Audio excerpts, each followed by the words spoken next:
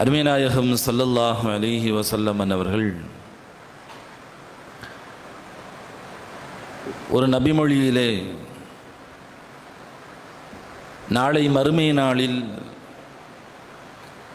ஒரு முஸ்லிமுக்கு ஏற்படுகிற நிகழ்வை பற்றி, ஒரு முஸ்லிமுக்கு கிடைக்கக்கூடிய நிஅமத்தை பற்றி ஸல்லல்லாஹு அலைஹி வஸல்லம் அவர்கள் அழகாக சொல்லுவார்கள்.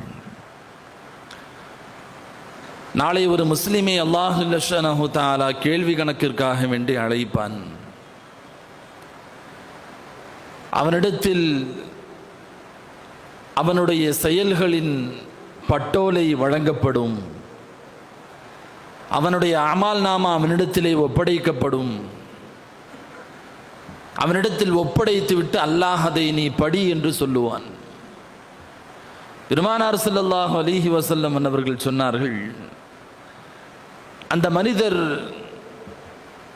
அந்த பட்டோலையை வாசிக்க ஆரம்பிப்பார். ஆரம்பத்தில் அவர் செய்த நன்மைகள் எல்லாம் பட்டியலிடப்பட்டிருக்கும். இந்த உலகில் வாழுகிற காலகட்டத்தில் அவர்கள் செய்த ஏராளமான நன்மைகளும் அதற்கான தொகுப்புகளும் அங்கே பட்டியலிடப்பட்டிருக்கும். எல்லா நற்கர்மங்களும் அங்கே பதிவு செய்யப்பட்டிருக்கும். பெருமானார் சொன்னார்கள், அதை வாசிக்கிற பொழுதெல்லாம் அந்த அடியானுடைய முகமெல்லாம் மலர்ச்சி அடைந்து விடும். அவனுடைய முகத்தில் சந்தோஷத்தினுடைய களிப்பு வெளிப்படும். மகிழ்ச்சியை அவனுடைய முகத்தில் பார்க்க முடியும். தான் செய்த நன்மைகளை எல்லாம் ரப்பிடத்திலே படித்து காட்டுவான். நன்மைகள் அனைத்தும் படித்து முடிக்கப்பட்டு விட்டதற்கு பின்னால் அல்லாஹ் அவனிடத்திலே சொல்லுவான், நீ செய்த இந்த எல்லா நற்கர்மங்களையும் நான் கபூல் செய்து கொண்டேன், நான் ஏற்றுக்கொண்டேன் என்று சொன்னவுடன் மகிழ்ச்சி தாழாமல் அவன் ரப்புக்கு முன்னால் சஜிதாவிலே விழுந்து விடுவான். இதை தூரத்திலிருந்து கோடான கோடி மக்கள் அதை பார்த்து கொண்டிருப்பார்கள். அடியானுக்கும் ரப்புக்கும் இடையிலே நடைபெறக்கூடிய ஒரு உரையாடல், ரகசியமான உரையாடல். ரப்புக்கு சஜிதா செய்து விடுவான். அல்லாஹ் அவனை எழுந்து மீண்டும் மீதமுள்ளவனுடைய செயல்களை பற்றி படி. அந்த மனிதன் இந்த உலகத்தில் தான் செய்த பாவங்களை எல்லாம் படிக்க ஆரம்பிப்பான். அதனுடைய இரண்டாவது பாகத்தை படிப்பான். அவனுடைய முகமெல்லாம் கவலையால் வாடிவிடும். கவலைக்குரியவனாக அவன் மாறிவிடுவான். அவ்வளவுதான், நம்முடைய கதை முடிந்து விட்டது, அவ்வளவுதான், நம்மை நரகத்திற்கு கொண்டு செல்ல இருக்கிறார்கள் என்று அவன் பயந்து போய் இருக்கக்கூடிய சமயத்தில் அல்லாஹ் ஸுப்ஹானஹு வ தஆலா அந்த அடியானை பார்த்து சொல்லுவான், நீ செய்த இந்த நன்மைகளை பாவங்களை எல்லாம் நீ ஒப்புக்கொள்கிறாயா? ஆம் ரப்பே, இந்த பாவங்கள் எல்லாம் நான் செய்தது தான் ஒப்புக்கொள்கிறேன். எந்த நிபந்தனையும் இல்லாமல், எந்த காரணத்தையும், எந்த சாக்குப்போக்கையும் சொல்லாமல் நான் மனப்பூர்வமாய் ஒப்புக்கொள்கிறேன். அல்லாஹ் சொல்லுவான், அப்படியானால் உன்னுடைய இந்த எல்லா பாவங்களையும் நான் மன்னித்து விட்டேன் என்று சொன்னவுடன் மீண்டும் ரப்புக்கு சுக்ரு செய்யும் விதமாக அவன் சஜிதாவிலே விழுந்து விடுவான். தூரத்தில் இருக்கக்கூடிய மக்கள் அவனுடைய 2 சஜிதாவை மட்டும் தான் பார்ப்பார்கள். அங்கே என்ன நடக்கிறது என்பதை மக்கள் புரிந்து கொள்ள மாட்டார்கள். பெருமானார் ஸல்லல்லாஹு அலைஹி வஸல்லம் அவர்கள் சொன்னார்கள், அல்லாஹ் ஒரு அடியானுடைய பாவத்தை மறைக்க வேண்டும், மன்னிக்க வேண்டும் என்று விரும்பிவிட்டால் கோடான கோடி மக்களுக்கு முன்னால் இப்படி ஒரு ரகசியமான உரையாடலை திரைமறைவுக்கு பின்னால் அவனுக்கு தந்து அவன் பாவங்களை எல்லாம் அல்லாஹ் மன்னித்து விடுகிறான் என்று முஹம்மது ரசூலுல்லாஹி ஸல்லல்லாஹு அலைஹி வஸல்லம் அவர்கள் சொன்னார்கள். கண்ணியத்திற்குரியவர்களே, இது எவ்வளவு பெரிய ஒரு பாக்கியம், ஒரு நிஅமத். இந்த நிஅமத்தை ஒரு முஸ்லிம்களில் யார் பெற்றுக்கொள்வார்? இந்த வாக்கியத்தை அல்லாஹ் யாருக்கு தருகிறான்? கண்ணியத்திற்குரியவர்களை, ஏராளமான வழிகள் அதற்கு உண்டு. பெருமானார் பல்வேறு நபிமொழிகளை சொல்லி இருக்கிறார்கள். மிக முக்கியமாக தன்னுடைய பாவம் நாளை மறுமை நாளில் மக்களுக்கு முன்னால் காட்டப்படாமல் மறைக்கப்பட வேண்டும் என்று ஒரு முஸ்லிம் நினைத்தால், ஆசைப்பட்டால், அந்த முஃமினிடத்தில் இந்த உலகத்தில் இருக்க வேண்டிய ஒரே ஒரு பண்பு, அவன் இந்த உலகத்தில் வாழுகிற காலத்தில் தன் சகோதரனுடைய சக முஸ்லிமுடைய குறையை மறைத்து வாழக்கூடியவனாக அவன் இருக்க வேண்டும்.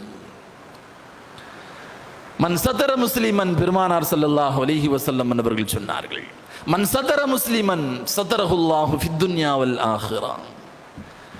யார் ஒரு முஸ்லிமுடைய குறையை மறைப்பாரோ, இந்த உலகத்தில் குறைக்கு அப்பாற்பட்டவர்கள் நபிமார்களை தவிர்த்து வேறு யாரும் இல்லை. பாவம் செய்யாதவர்கள் நபிமார்கள் மட்டும்தான். நபிமார்களுக்கு அப்பாற்பட்டு உலகத்தில் வாழுகிற எந்த இறைநேசராக இருந்தாலும் சரி, அவர் பாவத்திற்கும் குறைகளுக்கும் அப்பாற்பட்டவர் அல்ல. இருக்கலாம், சில இறைநேசர்களை அல்லாஹ் பாதுகாக்கிறான், அது தனி விஷயம். ஆனால் மனிதன் என்ற அடிப்படையில் நாம் குறைகளுக்கு உட்பட்டவர்கள். எவ்வளவு பெரிய மனிதராக தக்வாதாரியாக இருந்தாலும் குறைகளுக்கு உட்பட்டவர்கள். ஸல்லல்லாஹு அலைஹி வஸல்லம் அன்னவர்கள் மிகச்சரியாக சொன்னார்கள், ஒரு முஸ்லிம் இன்னொரு முஸ்லிமுடைய பாவத்தை, அவனுடைய குறைகளை, அவனுடைய ஐபுகளை மறைக்கிறான் என்று சொன்னால் சத்தரஹுல்லாஹு ஃபித் துன்யா வல் ஆখিরা, நாளை மறுமை நாளிலேயும் சரி, அவன் வாழுகிற இந்த உலகத்திலேயும் சரி, அந்த அடியானுடைய குறைகளை, பாவங்களை அல்லாஹ் மக்களிடத்திலே வெளிச்சம் போட்டு காட்டிவிடாமல் மறைத்து விடுகிறான் என்று முஹம்மது ரசூலுல்லாஹி ஸல்லல்லாஹு அலைஹி வஸல்லம் அன்னவர்கள் சொன்னார்கள். நம்முடைய பாவங்கள் ஆகிரத்திலே மறைக்கப்பட வேண்டும் என்று சொன்னால் ரகசியமான ஒரு உரையாடல் எனக்கும் ரப்புக்கும் இடையிலே இருக்க வேண்டும். தூரத்தில் இருந்து பார்க்கக்கூடிய மக்கள், ஹதீஸினுடைய தொடர்ச்சியிலே வருகிறது, எவ்வளவு பெரிய பாக்கியம் கொடுக்கப்பட்ட மனிதர் இவர், உலகத்தில் எந்த பாவமும் செய்யாமல் ரப்பை சந்திக்கிறாரே என்று மக்கள் பேசிக் கொள்வார்களாம். அந்த 2 சஜதாவை வைத்து மக்கள் அந்த முடிவுக்கு வருவார்கள். ஆனால் உண்மையில் நடந்தது, அல்லாஹ் அவனுடைய குறைகளை எல்லாம் மறைத்து மன்னித்து விடுகிறான். அந்த பாக்கியம் இந்த உலகத்தில் ஒரு முஸ்லிமுக்கு வேண்டும் என்று சொன்னால், பிற முஸ்லிம்களுடைய குறைகளை, பிற மனிதர்களுடைய குறைகளை மறைத்து வாழுகிற பண்பு நமக்கு வேண்டும். மேலும் பெருமானார் ஸல்லல்லாஹு அலைஹி வஸல்லம் அவர்கள் சொன்னார்கள், எவன் ஒருவன் மற்றவர்களுடைய குறைகளை, இன்னொரு நபருடைய குறைகளை பின்தொடர்வானோ, ஸல்லல்லாஹு அலைஹி வஸல்லம் சொன்னாங்க, பின்தொடர்கிறானோ, அவனுடைய குறைகளை அல்லாஹ் பின்தொடர்வதற்கு ஆரம்பிக்கிறான். யாருடைய குறைகளை அல்லாஹ் பின்தொடர ஆரம்பித்து விடுகிறானோ அவனை அல்லாஹ் கேவலப்படுத்துவான். யாரை கேவலப்படுத்த வேண்டும் என்று ரப்பு முடிவு செய்து விட்டானோ, பெருமானார் ஹதீஸிலே இந்த வார்த்தையை உபயோகித்தார்கள், அவனை அவனுடைய நடு வீட்டில் வைத்து அல்லாஹ் கேவலப்படுத்துவான் என்றார்கள் பெருமானார் ஸல்லல்லாஹு அலைஹி வஸல்லம். அடுத்தவர்களை கேவலப்படுத்தக்கூடியவர்கள், அடுத்தவர்களை பற்றி புறம் பேசக்கூடியவர்கள், அடுத்தவர்களுடைய குறைகளை துருவி துருவி ஆராயக்கூடியவர்கள், அதை மக்களிடத்திலே பரப்பக்கூடியவர்கள், ஸல்லல்லாஹு அலைஹி வஸல்லம் அவர்கள் சொன்னார்கள், நிச்சயம் அல்லாஹ் அவனை ஒரு நாள் கேவலப்படுத்துவான். இந்த உலகத்தில் அடுத்தவர்களுடைய குறையை நோட்டமிடுகிற அதிகாரம் எந்த மனிதர்களுக்கும் கொடுக்கப்படவில்லை. யாரையும் அல்லாஹு தஆலா இந்த ஆளுடைய குறையை நீ போய் பாரு, ஆய்வு செய், அதை 4 பேர்த்திட்ட சொல்லு என்று ரப்பு யாருக்கும் எந்த அதிகாரத்தையும் இந்த உலகத்தில் கொடுத்தது நமக்கு தேவையில்லாத விஷயம். ஒரு முஃமினுடைய கண்ணியம் பாதுகாக்கப்பட வேண்டும். ஒரு முஃமினுடைய கண்ணியம், மான மரியாதை பாதுகாக்கப்பட வேண்டும். அடுத்தவனை பத்தி பேசுறதுக்குள்ள உரிமையும் ரைட்ஸும் எந்த காலத்திலேயும் மார்க்கும் நமக்கு கொடுக்கல. அவன் பாவம் செய்யறான்னு சொன்னா அது அவனுக்கும் ரப்புக்கும் இடையிலானது. ஒரு தப்பு செய்யறான்னு சொன்னா அது அவனுக்கும் ரப்புக்கும் இடையிலானது. அவனை திருத்தணுங்கிற நல்லெண்ணம் இருந்தால் அவனிடத்துல போய் சொல்லலாம், தம்பி நீ இப்படி செஞ்சிட்டு இருக்கிற, இது தப்பு, மார்க்கத்தில் அனுமதிக்கப்படலை, ஷரியத்தின் பிரகாரம் தப்பு, இதை செய்யாதேன்னு சொல்லலாம். திருந்திட்டா அவருடைய நன்மை உனக்கும் உண்டு, திருந்தாவிட்டால் தவறை தடுத்த நன்மை உனக்கு உண்டு. இவ்வளவுதான் நமக்கு வழங்கப்பட்ட அதிகாரமே ஒழிய அதை நோட்டமிட்டு 4 பேர்த்திட்ட அவனுடைய மானம் மரியாதையை கெடுக்கக்கூடிய அதிகாரம் உலகத்தில் யாருக்கும் கொடுக்கப்படவில்லை. பெருமானார் ஸல்லல்லாஹு அலைஹி வஸல்லம் அன்னவர்கள் ஹஜ்ஜினுடைய அந்த அரஃபாவினுடைய பேருரையில், வரலாற்று சிறப்புமிக்க அந்த பேருரையில் பெருமானார் ஸல்லல்லாஹு அலைஹி வஸல்லம் அன்னவர்கள் சொன்ன மிக முக்கியமான ஒரு வரி, ஒவ்வொரு முஸ்லிமுடைய உயிரும் அவனுடைய பொருளாதாரமும் அவனுடைய மானம் மரியாதையும் இன்னொரு நபருக்கு ஹராமாக்கப்படுகிறது என்றார்கள் ஸல்லல்லாஹு அலைஹி வஸல்லம். அப்படின்னா என்ன அர்த்தம்? ஒரு மூமியினுடைய உயிரை அநியாயமாக எடுப்பதற்குண்டான அதிகாரம் உலகத்தில் யாருக்கும் இல்லை. ஒரு மூமியினுடைய பொருளாதாரத்தில் அவனுக்கு சொந்தமான உரிமைகளில் கை வைப்பது அவனுடைய அனுமதி இல்லாமல் யாருக்கும் அந்த உரிமை இல்லை. அதே போல ஒரு மூமியினுடைய மானத்தோடு விளையாடுவது, மரியாதையோடு விளையாடுவது, அவனை பற்றி குறை பேசுவது, புறம் பேசுவது யாருக்கும் அனுமதிக்கப்பட்டதில்லை என்றார்கள் பெருமானார் ஸல்லல்லாஹு அலைஹி வஸல்லம் அவர்கள். ஹதீஸில் இப்படி பதிவு செய்யப்பட்டிருக்கிறது. காபாவை தவாஃப் செய்த பெருமானார் ஸல்லல்லாஹு அலைஹி வஸல்லம் அவர்கள் காபாவை தவாஃப் செய்து கொண்டிருக்கிற போது அதை பார்த்து சொன்னார்கள், காபாவே காபாவே, உன்னுடைய கண்ணியம் தான் என்ன, உன்னுடைய அந்தஸ்தும் மகத்துவமும் என்ன, அல்லாஹ் உன்னுடைய கண்ணியத்தை எவ்வளவு உயர்த்தி வைத்திருக்கிறான். காபாவை புகழ்ந்து விட்டு சொல்வார்கள். என்றாலும் காபாவே, ஒரு முஸ்லிமுடைய கண்ணியம் உன்னுடைய கண்ணியத்தை விட மேலானது என்றார்கள் பெருமானார் ஸல்லல்லாஹு அலைஹி வஸல்லம். ஒரு முஸ்லிமுடைய மோமினுடைய கண்ணியம் காபாவினுடைய கண்ணியத்தை விட மேலானது என்று பெருமானார் சொல்லுகிறார்கள் என்று சொன்னால், சில நபிமொழிகளில் இப்படியும் பார்க்க முடிகிறது. ஒரு முஸ்லிமுடைய குறையை பற்றி, அவனுடைய மானம் மரியாதையிலே கை வைத்து அவனுடைய மனதை சிரமப்படுத்துகிற போது, கஷ்டப்படுத்துகிற போது, அதனால் அவன் உடைந்து போகிற போது அல்லாஹ் எவ்வளவு கோபப்படுகிறான் என்றால், காபாவை இடித்தாலும் ரப்புக்கு அந்த கோபம் வருவதில்லை என்று பெருமானார் ஸல்லல்லாஹு அலைஹி வஸல்லம் அவர்கள் சொன்னதாக சில செய்திகளையும் பார்க்க முடிகிறது. காபாவினுடைய கண்ணியத்தை விட உயர்ந்த கண்ணியம் ஒரு முஃமினுக்கானது. அதன் மீது கை வைப்பதற்கான உரிமை இந்த உலகத்தில் யாருக்கும் கொடுக்கப்படல. இரண்டே இடங்களில் மார்க்கம் அனுமதிக்கிறது, குறை பேசுவதை அனுமதிக்கிறது. 2 இடம். ஒன்னு இஸ்திஃப்தா, ஃபத்வா கேட்கிற இடத்துல மார்க்கம் அனுமதிக்குது.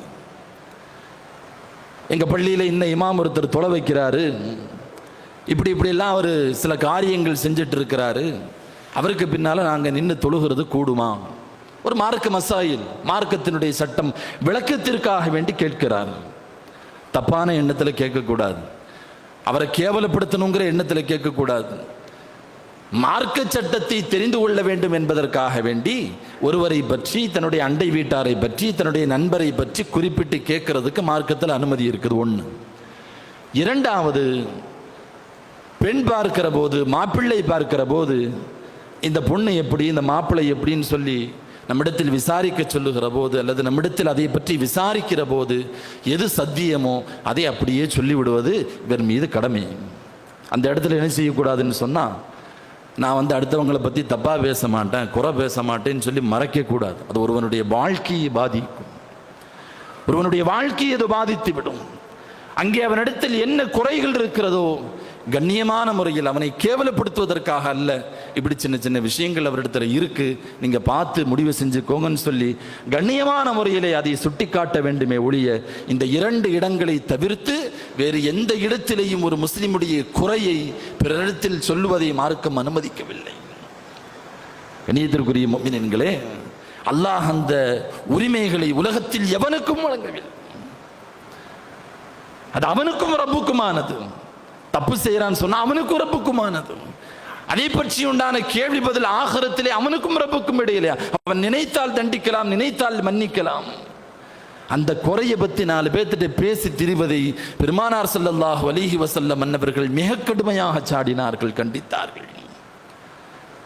ஸல்லல்லாஹு அலைஹி வஸல்லம் சஹாபாக்கிட்ட ஒரு தடவை கேட்டாங்க, மனில் முஃப்லிஸ், ஏழை என்றால் யார், ஏழை என்றால் யார் தெரியுமா என்று பெருமானார் கேட்டார்கள். யார் ரசூலுல்லாஹ், எவன்கிட்ட காசு பணம் இல்லையே அவன் தானே ஏழைன்னு சொன்னாங்க சஹாபாக்கள். பெருமானார் சொன்னார்கள், இல்லை, நான் ஆன்மீக ஏழையை பற்றி பேசுகிறேன், ஆன்மீகத்தில் திவாலானவனை பற்றி நான் பேசுகிறேன்.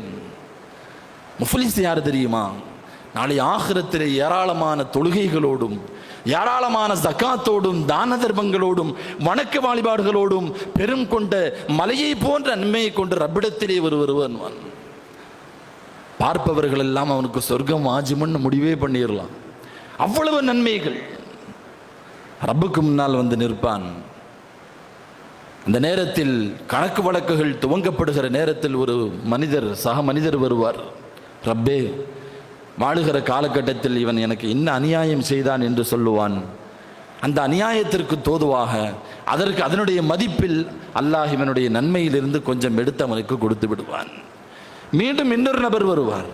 ரப்பே, இவர் என்னை அடித்தார், இவர் என்னை திட்டினார், இவர் என்னை பற்றி புறம் பேசினார், என்னை பற்றி குறை பேசினார், என்னை 4 நபர்களுக்கு மத்தியிலே அசிங்கப்படுத்தினார் என்றெல்லாம் பெரும் கொண்ட வரிசையில் மக்கள் வந்து நிற்பார்கள். நன்மைகள் எல்லாம் தீர்ந்து போய்விடும். மீண்டும் வரிசைகள் முடிந்து விடாது. மக்கள் வந்து கொண்டே இருப்பார்கள். வேறு வழி இல்லாமல் அந்த மக்களுடைய பாவங்களை இவன் செய்த அந்த அநியாயத்திற்கு தோதுவாக அந்த மதிப்பில் அவர்களுடைய பாவங்களை எடுத்து அல்லாஹ் இவனுடைய முதுகிலே சுமத்தாட்டுவான். மலைகளை போன்ற நன்மைகளை கொண்டு வந்தவன் மலைகளை போல தீமைகளை சுமந்து கொண்டு நரகத்திலே தூக்கி எறியப்படுவான். இவன்தான் உண்மையிலேயே ஏழை என்றார்கள் நபிகள் நாயகம் ஸல்லல்லாஹு அலைஹி வஸல்லம் அவர்கள். அடுத்தவர்களை பற்றி அதனால தான் மார்க்க அறிஞர்கள் சொல்லுவார்கள், நீ யாரையாவது பத்தி குறை பேசணும்னு முடிவு பண்ணிட்டான். சில பேத்துக்கு அதுல ஒரு அலாதியான இன்பம். எவன்டையாவது எதையாவது பற்றி பேசணும், சக மனிதரை பற்றி, சக முஸ்லிமை பற்றி, யாரோ ஒருவரை பற்றி பேசினால்தான் அவர்களுக்கு அன்றைய தினம் ஓடும். அப்படி சில பேர் இருப்பாங்க. மார்க்க அறிஞர்கள் சொல்லுகிறார்கள், ஒருத்தனை பற்றி குறை பேசணும், புறம் பேசணும் என்று நீ முடிவு செய்து விட்டால் உன்னுடைய பெற்றோர்களை பற்றி நீ குறை பேசு. உன் அத்தா அம்மாவை பற்றி நீ பேசு. எங்கள் அம்மா இவ்வளவு மோசமானவ, என் அம்மாட்ட இப்படிலாம் நிறைய தவறுகள் இருக்குது, எங்கள் அத்தா இவ்வளவு மோசமானவர் என்று உன்னுடைய பெற்றோர்களை பற்றி நீ குறை பேசு. ஏனென்றால் உன்னை பெற்றெடுத்து, உன்னை வளர்த்து, உன்னை ஆளாக்கி உலகத்தில் எல்லா வாழ்வாதாரத்திற்கான வழிகளையும் செய்த அந்த பெற்றோர்களுக்காவது நீ செய்த நன்மை போய் சேரட்டும், யாரோ ஒருவருக்கு போய் சேருவதை விட. யாரோ ஒருவரை பற்றி நீ புறம் பேசுகிறாய், அடுத்தவனுடைய குறைகளை பற்றி பேசுகிறாய். உன் நன்மையை தூக்கி ஆகிரத்தில் அவன்கிட்ட கொடுக்கிறதுக்கு பதிலா உன் பெற்றோர்களை பற்றி புறம் பேசு, அவர்களை பற்றி குறை பேசு. நீ செய்த நன்மை அவர்களுக்காவது உபகாரமாக இருக்கட்டும் என்று மார்க்க அறிஞர்கள் சொல்லுகிறார்கள் என்றால், கண்ணியத்திற்குரிய முஃமினீன்களே, பெருமானார் ஸல்லல்லாஹு அலைஹி வஸல்லம் அவர்கள் சொல்வதை போல நாளை ஆகிரத்திலே ஒன்றுமில்லாதவனாக அவன் மாறிவிடுகிறான். அடுத்தவர்களை பற்றி பேசுகிற வலா தஜஸ்ஸஸு, பெருமானார் ஸல்லல்லாஹு அலைஹி வஸல்லம் ஆயத்திற்கு கீழ் ஏராளமான செய்திகளை சொல்லுகிறார். வலா தஜஸ்ஸஸு, அடுத்தவனுடைய குறைகளை நோட்டமிடாதீர்கள். அந்த அதிகாரம், அந்த ரைட்ஸ் நமக்கு கொடுக்கப்படலை. நாம் யார் அடுத்தவர்களுடைய குறைகளை பற்றி பேசுவதற்கு? சில மார்க்க அறிஞர்கள் சொல்லுவார்கள், பெயர் நினைவில்லை, ஒரு முஸ்லிம் தன்னுடைய கண்களிலே மரக்கட்டைகளை வைத்துக்கொண்டு அடுத்தவனுடைய கண்ணில் இருக்கக்கூடிய தூசிகளை பற்றி அவர்கள் பேசுகிறார்கள் என்று ஆச்சரியப்படுகிறார்கள். அவன் கண்ணில் தூசி இருக்குன்னு நீ பேசுற, அவனுடைய குறைகளை நீ பார்க்கிறாய். ஆனால் அவன் கண்ணில் மரக்கட்டை இருக்கு, அதை நீ பார்க்கறது இல்லை.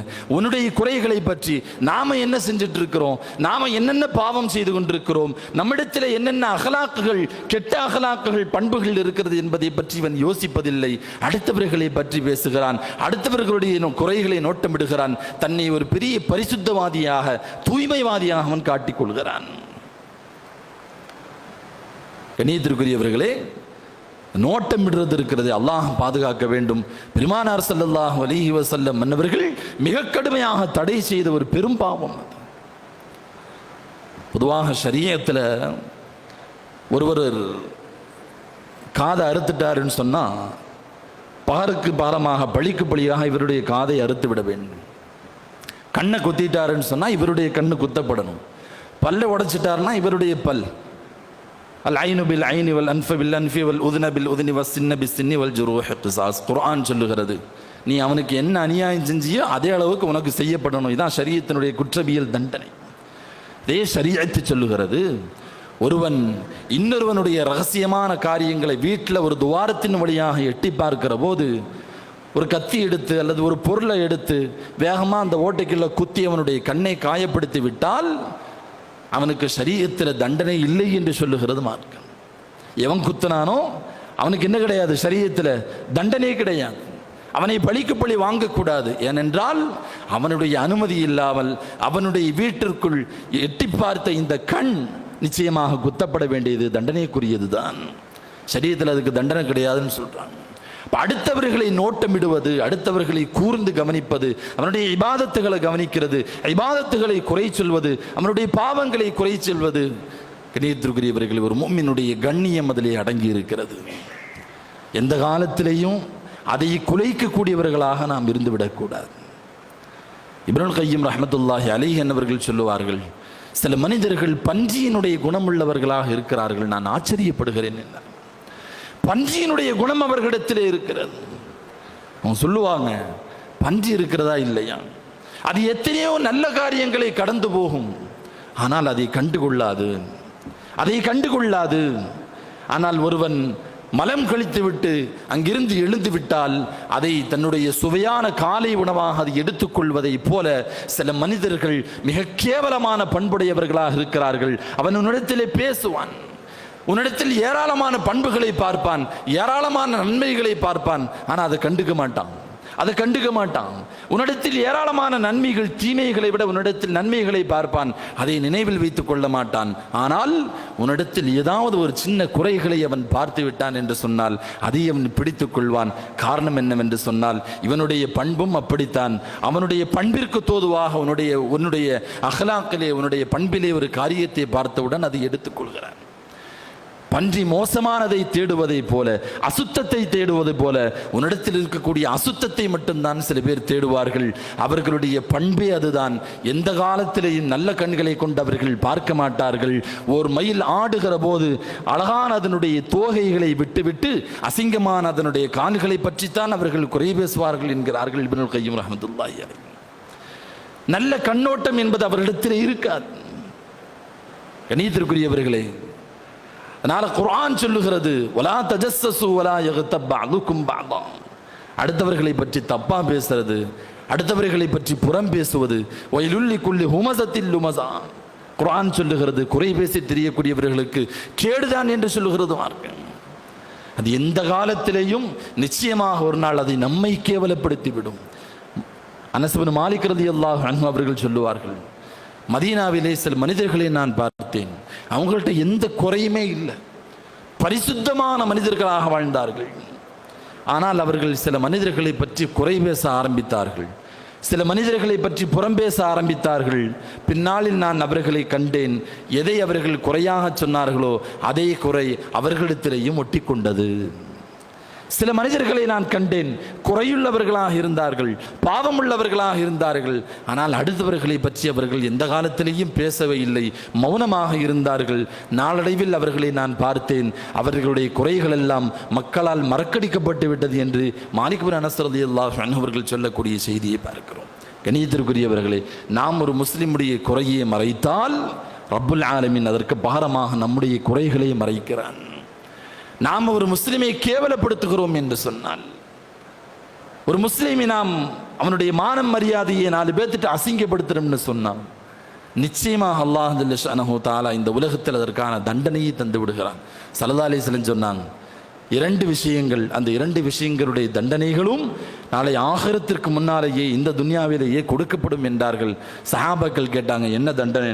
ஸல்லல்லாஹு அலைஹி வஸல்லம் அவர்கள் சொன்னார்கள், முதலாவது ஒரு மூமினை பற்றி, ஒரு முஸ்லிமை பற்றி, சக மனிதனை பற்றி அவனிடத்தில் உள்ள குறைகளை மற்றவரிடத்திலே வெளிச்சம் போட்டு காட்டுகிறான், அவனை பற்றி மற்றவரிடத்திலே பேசுகிறான் என்று சொன்னால் நிச்சயமாக இவனை அல்லாஹ் ஒரு இடத்தில், ஒரு களத்தில் கேவலப்படுத்தாமல் அல்லாஹ் அவனை விடுவதில்லை, கேவலப்படுத்தாமல் அவனை அல்லாஹ் விடுவதில்லை. அதே போல இந்த உலகத்தில் பெற்றோர்களை எவன் நோவினைப்படுத்துகிறானோ அவனும் தன்னுடைய மரணத்திற்கு முன்னால் மிகப்பெரிய கேவலத்தை, தண்டனையை அனுபவித்தே தீருவான் என்று பெருமானார் ஸல்லல்லாஹு அலைஹி வஸல்லம் அவர்கள் இந்த 2 செய்தியை குறிப்பிட்டு சொன்னான்.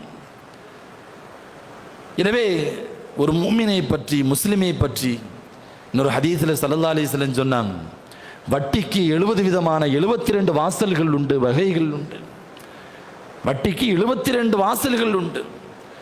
அதில் மிக குறைந்த வாசல் என்பது ஒரு மனிதன் தன்னுடைய தாயோடு உடலுறவு கொள்வது, ஜினா செய்வது என்று பெருமானார் ஸல்லல்லாஹு அலைஹி வஸல்லம் அவர்கள் சொல்லிவிட்டு, அதிலே ஆக உயர்ந்த பாவம் என்பது, வட்டியினுடைய வகைகளில் மிக உயர்ந்த பாவம், தண்டனை என்பது ஒரு முஃமினுடைய கண்ணியத்தை குலைப்பதாகும் என்று பெருமானார் ஸல்லல்லாஹு அலைஹி வஸல்லம் அவர்கள் சொன்னார்கள். கணியத்திற்குரியவர்களை, இங்கே நாம் யோசிக்கணும், பெருமானார் மிக குறைந்த பாவம், வட்டியினுடைய பாவத்தின் மிக குறைந்த மதிப்பு என்று தன் சொந்த தாயோடு உடலுறவு கொள்வதை பெருமானார் ஸல்லல்லாஹு அலைஹி வஸல்லம் அவர்கள் சொல்லிவிட்டு, ரொம்ப மோசமான பாவமாக ஒரு முஃமினுடைய மானம் மரியாதையிலே கை வைப்பது என்று பெருமானார் சொல்லுகிறார்கள் என்றால், இந்த 2 பாவத்தில் எது மோசமானது? ஒரு முஸ்லிமை பற்றி பேசுவது, ஒரு முஸ்லிமுடைய குறைகளை வெளிப்படுத்துவது எவ்வளவு மோசமானது. ஸல்லல்லாஹு அலைஹி வஸல்லம் சொன்னாங்க, தயவு செய்து உங்களில் யாரும் ஒரு நபருடைய தனிப்பட்ட குறைகளை என்னிடத்தில் கொண்டு வந்து விடாதீர்கள். காரணம், நான் சபைக்கு வருகிற போது உங்கள் எல்லோரை பற்றியும் நல்லெண்ணம் உள்ளவனாக இருக்க வேண்டும் என்று ஆசைப்படுகிறேன் என்றார்கள் ஸல்லல்லாஹு அலைஹி வஸல்லம் அவர்கள். அபூபக்கர் சித்திக் ரலியல்லாஹு சொன்னாங்க, ஒரு மனிதன் விபச்சாரம் செய்வதாக, திருடுவதாக நான் கண்டால் அல்லாஹ்விற்காக வேண்டி அவனை நான் மூடி மறைத்து விடுவேன் என்றார்கள் அபூபக்கர் சித்திக் ரலியல்லாஹு அன்ஹு. நாம் எல்லாம் அடிக்கடி கேள்விப்பட்ட ஒரு சஹாபி மாயிஸ் இப்னு மாலிக் ரலியல்லாஹு அன்ஹு விபச்சாரம் பண்ணிட்டேன் ரசூலுல்லாஹ்ட்ட வந்து வாண்டடா வந்து ஸல்லல்லாஹு அலைஹி வஸல்லம் மன்னவர்கள் கல்லடி கொடுத்து அந்த சஹாபிக்கு தண்டனை நிறைவேற்றினாங்க. அடிக்கடி கேள்விப்பட்டிருப்போம்.